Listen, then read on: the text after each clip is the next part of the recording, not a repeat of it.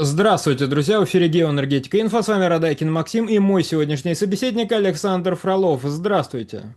Здравствуйте, здравствуйте. Германия хочет снизить зависимость от американского СПГ, покупая канадский газ. Германия и Канада договорились о закупках СПГ с будущего проекта Кси Лисим ЛНГ. Сделку должны подписать сегодня. Правда, сам проект будет готов к 2029 году. Александр, как вам такие темпы отказа от зависимости от СПГ и насколько это эффективно? Ну, давайте, о чем они там договорились. Канада договорилась с Германией об СПГ-проекте вот этом. Этот завод по сжижению хотят построить за 7,2 миллиарда долларов на северо-западе Британской Колумбии. Представляем себе, где северо-запад Британской Колумбии находится, недалеко от Аляскинской полосы. Ага. Северо-запад. Ага. Так, хорошо. Северо-запад нас уже должен немножко напрячь. ФРГ собирается импортировать с этого будущего завода 1 миллион тонн СПГ в год. Контракт подпишет немецкая Сефе, экс-Газпром Германия. Сделка согласована, ожидается, что о ней объявят сегодня. Ну, давайте вот с чего начнем.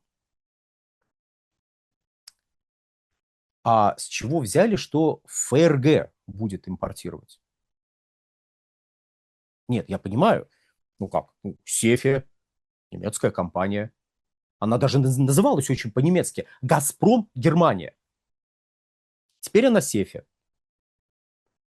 Значит, если она подписывает бумагу по какому-то проекту, нет, возможно, к моменту, как вы этот ролик смотрите, там уже прям контракт подписан на 1 миллион тонн, то есть на 1,38 миллиарда кубических метров в год.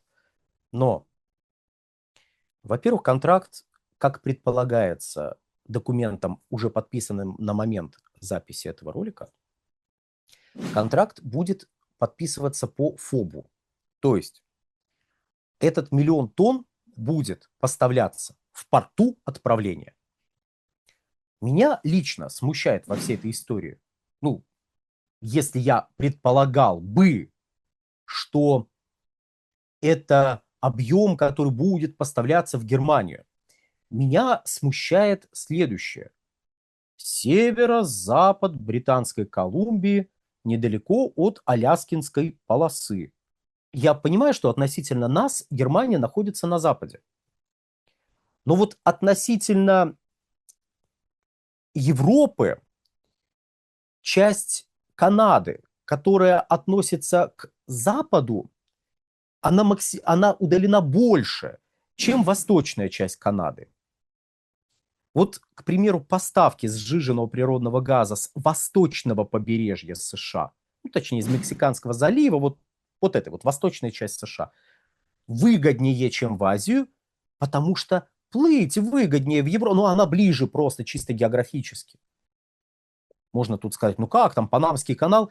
У Панамского канала тоже есть свои определенные ограничения, и если надо, им тоже пользуются. Но Европа к восточному побережью ближе.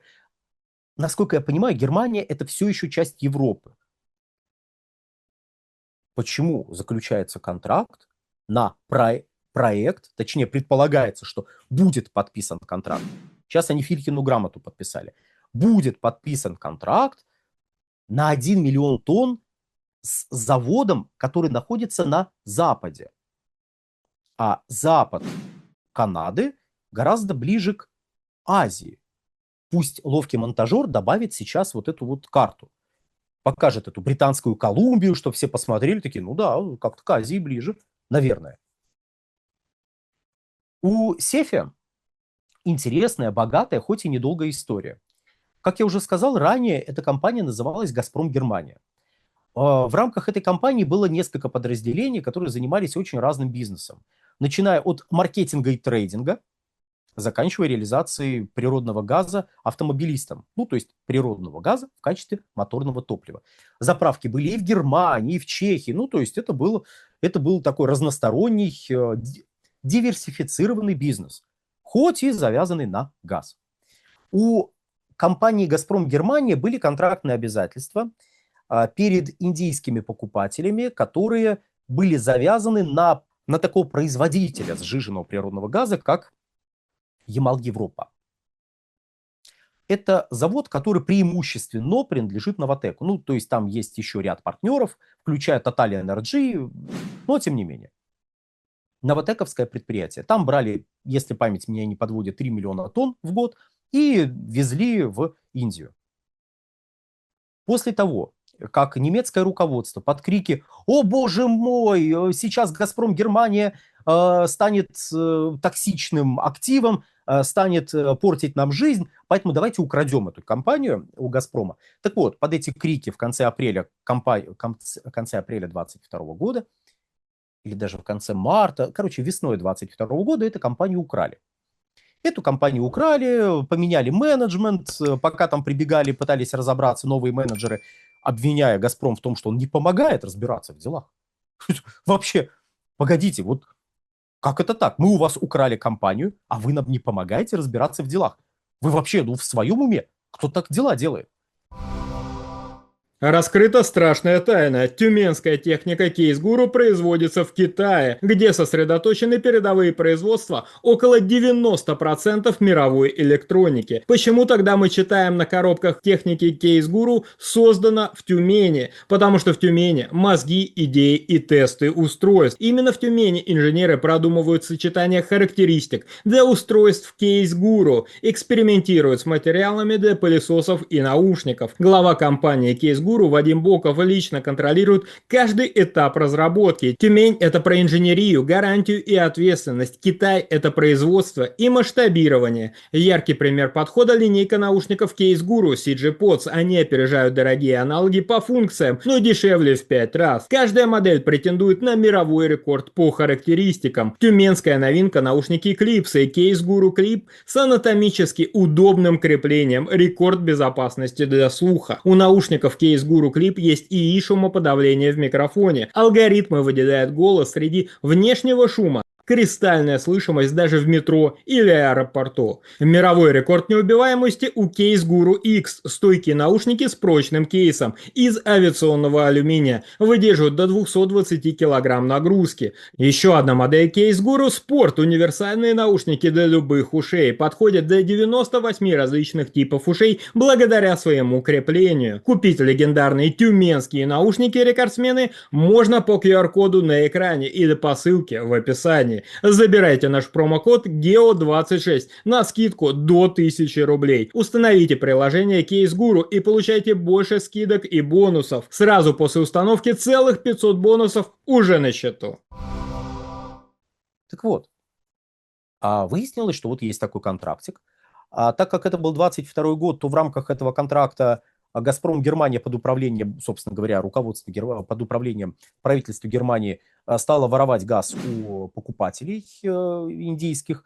Ну, то есть этот газ брали с завода Ямал-СПГ, но вместо того, чтобы везти туда, куда надо по контрактным обязательствам, везли в Европу, продавали этот газ по тем ценам, которые там сложились. И получалось забавно, что 4%, примерно 4% от этой цены надо было выплатить в качестве штрафов, потому что контракт был с нефтяной привязкой вот для того конечного потребителя. Штрафные санкции исходили из вот этой вот нефтяной привязки, притом они там были каким-то процентом от непоставленных объемов. Ну и Индии говорили, мы вам не поставили, извините, простите нас, но Европе этот газ нужнее. Вот. Почему я про этот газ, про «Газпром» Германию и вообще про СЕФИ, да, теперь это СЕФИ, «Газпром» Германия. Почему я вообще это вспомнил? Потому что скоро европейским компаниям после введения всех санкций против России, после введения всех санкций против российского газа, будет сложновато, особенно если это государственная компания, как вот эта СЕФИ, исполнять контрактные обязательства, связанные с покупкой российского газа и его продажей каким-то сторонним потребителям. Да, разумеется, там есть некоторые оговорки, которые могут быть либо уже сделаны, либо сделаны в будущем, ну, относительно поставок не напрямую в Европу, а когда вы берете в России газ и поставляете в третьи страны. Но по большому счету нет, скорее всего, это этот контракт придется поднять ручки и сказать, я предполагаю, что Сефи просто придется сказать, что извините, мы вот оттуда больше газ возить не можем, мы будем возить откуда-нибудь еще своим индийским покупателям. И вот тут смотрим, ага, оттуда они 3 миллиона тонн возили, а отсюда они будут миллион. Можно еще где-нибудь миллион найти, еще миллион, и так вот 3 миллиона наскрести и поставлять в ту же самую Индию. Просто для того, чтобы поставлять в Германию, лучше заключить уж тогда контракт с каким-нибудь заводом в Соединенных Штатах. Благо, примерно в том же временном диапазоне их там анонсировано довольно много. И некоторые из них еще имеют слоты, которые вы можете выкупить. 1 миллион тонн – это не такая потрясающая величина, которую вы не могли бы найти. И в этом плане, пожалуйста, вот идете, покупаете газ в США, везете его в Германию, продаете немецким потребителям по ценам, которые на тот момент будут актуальны на биржевых площадках в Европейском Союзе. И вот, пожалуйста. Точнее, с привязкой к тем показателям, которые будут складываться на биржевых площадках. И вот, пожалуйста, зарабатывайте деньги на немецком потребителе. Зачем вам лезть в проект, который, явно географически ориентирован на Азию? Скорее всего, вы туда лезете, потому что на индийском рынке вы хотите закрепиться и дальше. Но географически у вас не так много возможностей интересные проекты найти, которые бы обеспечили вам поставку газа, который вы бы осуществляли в адрес ваших индийских покупателей. И последнее, что здесь стоит сказать. 1 миллион тонн, это много или мало? То есть, с одной стороны, я уже сказал, что это 1,38 миллиарда кубов. Но если человек не погружен в тему, то для него что 1,38, что 138 миллиардов кубов, без разницы. Это какой-то непонятный объем, который непонятно к чему вообще приложить. Это много, это мало, это сколько? Германия в прежние годы потребляла до 100 миллиардов кубических метров в год. Из России она импортировала до 55 миллиардов кубических метров в год. Так что контракт, который послужил поводом нам поговорить о судьбе компании «Газпром Германия», о баронах-разбойниках, которые там орудуют на территории Германии, о поставках в Индию, о воровстве газа Германией. Этот контракт – мелочь. Это небольшой, фактически крошечный контракт, который еще и, скорее всего, не на Германию будет ориентирован.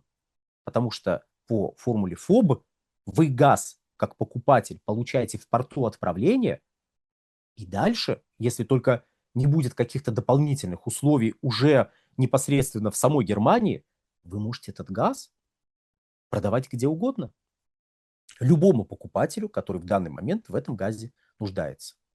Правда, текущая ситуация, которая сложилась на рынке, вряд ли будет длиться вечно, и риск кризиса перепроизводства сохраняется. Притом этот кризис как раз может случиться с 2027, предположительно, если Ормузский пролив сейчас откроется, с 2027 по 2029 годы. И тогда продавать вот этот газ может так получиться. Придется даже немножечко себе в убыток. По крайней мере, на первых порах. С другой стороны, Германия это настолько чудесная страна философов и поэтов, что она себе может такое позволить. На сегодня, дорогие друзья, все. Всего хорошего. Александр, большое спасибо за комментарий, друзья. Подписывайтесь на Геоэнергетика Инфо в Макс. Подписывайтесь на Александра Фролова. Ссылки будут в описании и закрепленном комментарии. Там же будут реквизиты для желающих финансово поддержать наш проект, чтобы мы и дальше также бодро вещали на всех площадках без монетизации, исключительно благодаря вашей финансовой поддержке на Sponsor.ru. Спасибо, до новых встреч. Всего хорошего.